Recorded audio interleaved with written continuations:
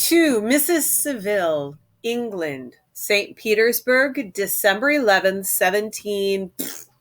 She leaves that blank. That's sort of her way of not pinning herself to a specific date so that she doesn't have to worry quite as much about what the actual weather was like and, whether her book is fits into reality. So she just kind of leaves it blank that it's in the 1700s that she's setting this. St. Petersburg, so we are way up north in Russia, so that gives us a location, and now we're going to start. These are a series of letters to Mrs. Seville, who lives in England. The author is clearly in Russia, so let's find out who we're starting with. You will rejoice to hear that no disaster has accompanied the commencement of an enterprise which you have regarded with such evil forebodings. I arrived here yesterday, and my first task is to assure my dear sister of my welfare and increasing confidence in the success of my undertaking. So he's writing to his sister, so we know it's Mrs. Seville's brother. We also know Mrs. Seville considered whatever he's doing supremely stupid. She had forebodings about it, but he's very confident. So either she's a very paranoid woman or he's doing something stupid and is really overconfident. We don't know yet, but we do know there's some sort of conflict between them about whatever it is that he's doing. I am already far north of London, and as I walk the streets of Petersburg, I feel a cold northern breeze play upon my cheeks, which braces my nerves and fills me with delight. Do you understand this feeling? This breeze, which has traveled from the regions towards which I am advancing, gives me a foretaste of those icy climes. Inspirited by this wind of promise, my daydreams become more fervent and vivid. I try in vain to be persuaded that the pole is the seat of frost and desolation. It ever presents itself to my imagination as the region of beauty and delight. There, Margaret, the sun is forever visible, its broad disk just skirting the horizon and diffusing a perpetual splendor. Therefore, with your leave, my sister, I will put some trust in preceding navigators. There, snow and frost are banished, and sailing over a calm sea, we may be wafted to a land surpassing in wonders and in beauty every region hitherto discovered on the habitable globe. Its productions and features may be without example, as the phenomenon of the heavenly bodies undoubtedly are in those undiscovered solitudes. What may not be expected in a country of eternal light? I may there discover the wondrous power which attracts the needle, and may regulate 1,000 celestial observations that require only this voyage to render their seeming eccentricities consistent forever. I shall satiate my ardent curiosity with the sight of a part of the world never before visited, and may tread a land never before imprinted by the foot of man. These are my enticements, and they are sufficient to conquer all fear of danger or death, and to induce me to commence this laborious voyage with the joy a child feels when he embarks in a little boat with his holiday mates on an expedition of discovery up his native river. But supposing all these conjectures to be false, you cannot contest the inestimable benefit which I shall confer on all mankind to the last generation by discovering a passage near the pole to those countries to reach which at present so many months are requisite, or by ascertaining the secret of the magnet, which, if at all possible, can only be effected by an undertaking such as mine. That is our introduction to a character named Robert. So go back and take a look at it and tell me, How many of the things Robert is saying are true? And how many are perhaps not true? Are you looking? Okay, I'm going to kind of go back up towards the top of that paragraph. Okay. He says that he cannot believe that the North Pole is the seat of frost and desolation. I don't know. Do you think the North Pole is desolate and has frost? He doesn't believe that. He says that the North Pole is a region of beauty and delight. Okay, possibly if you like snow, that might be very beautiful because that's all you got up there. He says that the sun is forever visible in summer. Yes, the sun does not go down because the earth is tilted that direction. So the sun will go lower in the sky or higher in the sky. So that it's absolutely true. He says there, snow and frost are banished. There's no snow on the North Pole. And he knew that because preceding navigators told him. So they told him there's no snow, so he believes there's no snow. Okay. The seas are calm.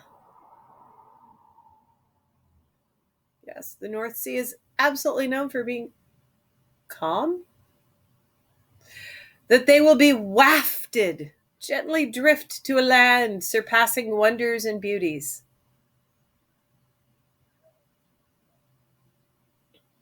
Okay, sure.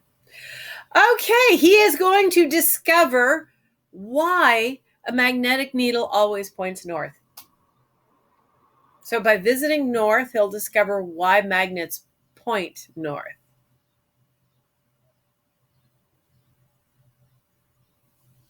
Sure. Okay.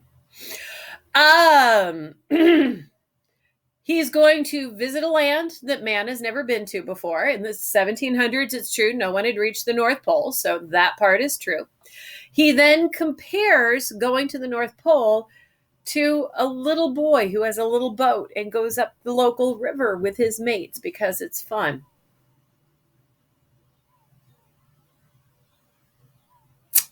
Voyaging farther north than any human being has ever gone versus traveling a local river as a little boy.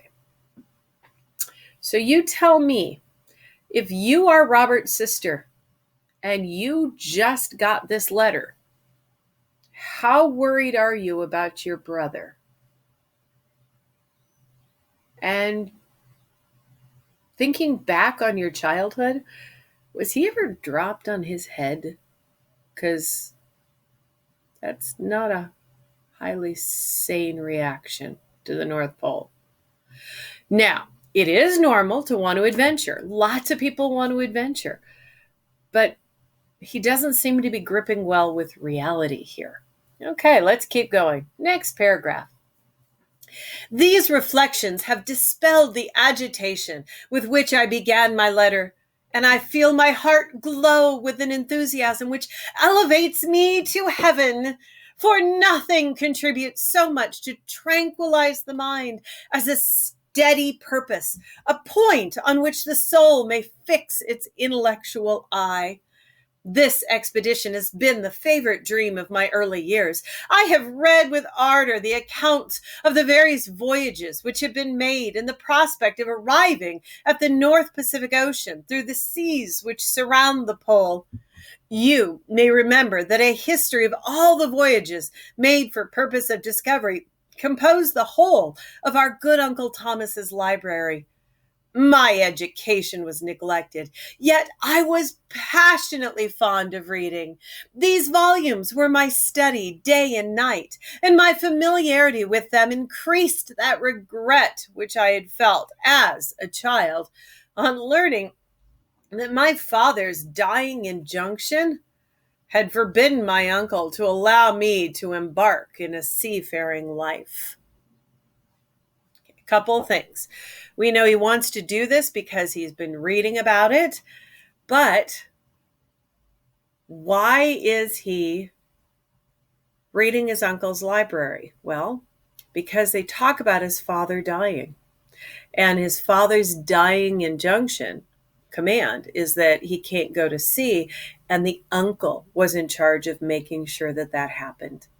So he also talks about reading these books as a child, which suggests that they most likely were orphaned rather young and were raised by an uncle. So we have a little bit of background then on Robert and maybe why he is the way he is. These visions faded when I perused for the first time those poets whose effusions entranced my soul and lifted it to heaven. I also became a poet, and for 1 year lived in a paradise of my own creation.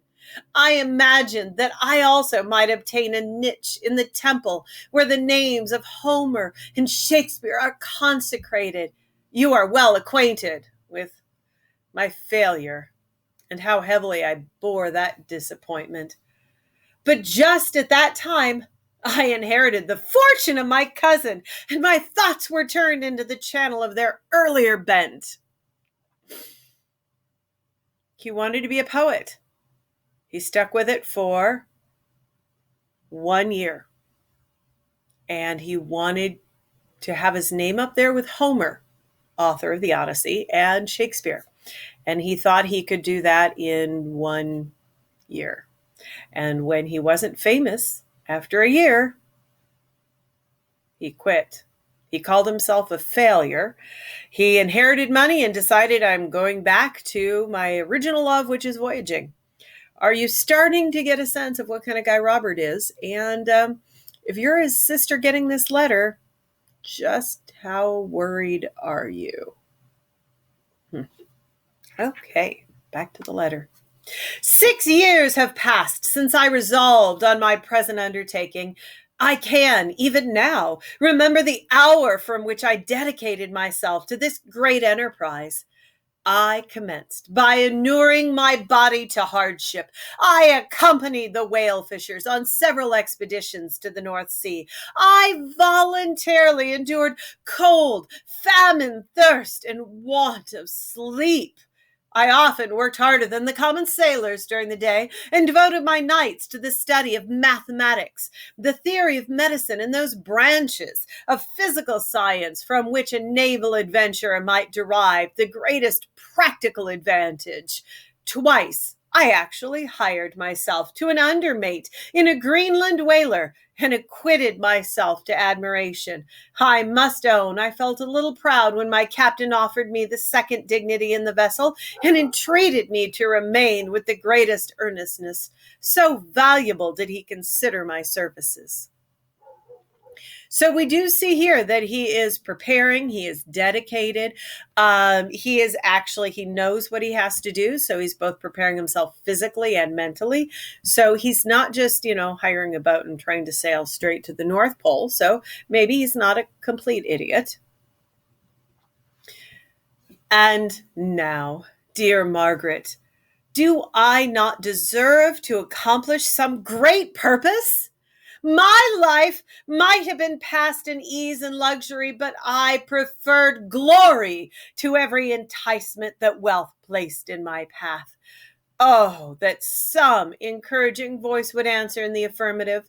My courage and my resolution is firm, but my hopes fluctuate, and my spirits are often depressed.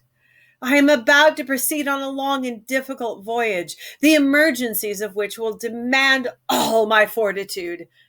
I am required not only to raise the spirits of others, but sometimes to sustain my own when theirs are failing. Okay, so now we're seeing that he's not as confident as perhaps he has tried to present himself. We're seeing a little bit of, hey, I suffer with depression. I wish somebody would back me up. But we're also seeing this weird line, do I not deserve to accomplish some great purpose? Don't I deserve to be great? Is Robert sort of coming to be a real person to you here? Very strong characterization. It's one of the reasons why this is a classic. Okay. This is the most favorable period for traveling in Russia. They fly quickly over the snow in their sledges. The motion is pleasant and, in my opinion, far more agreeable than that of an English stagecoach. The cold is not excessive if you are wrapped in furs, a dress which I have already adopted, for there is a great difference between walking the deck and remaining seated motionless for hours when no exercise prevents the blood from actually freezing in your veins. I have no ambition to lose my life on the post road between St. Petersburg and Archangel. I shall depart for the latter town in a fortnight or 3 weeks, and my intention is to hire a ship there, which can easily be done by paying the insurance for the owner, and to engage as many sailors as I think necessary among those who are accustomed to whale fishing. I do not intend to sail until the month of June. When shall I return? Ah, dear sister, how can I answer this question? If I succeed, many, many months, perhaps years will pass before you and I will meet. If I fail, you will see me again soon or never. Farewell, my dear, excellent Margaret. Heaven shower down blessings on you and save me that I may again and again testify my gratitude for all your love and kindness. Now, here's what I want you to kind of do. I want you to think about the fact that this is a brother writing to his sister about his great adventure. Now, if he were writing for a newspaper, he might present just the facts. Here is what's happening. But he is writing to his sister right before he leaves to go to reach the North Pole. What words in here do you think are honest? And which of these words do you think are his attempt to be a brother talking to a sister? Think about it. If you're doing something dangerous and you're talking to someone you love, you're talking to your mom, do you overplay the danger or underplay it? What do you focus on when you're talking to a loved one? And that focus, how does that change the facts of the story? So I want you to kind of think about that and maybe go back and look at that letter again, because that is a very AP language thing to do, to think about the audience.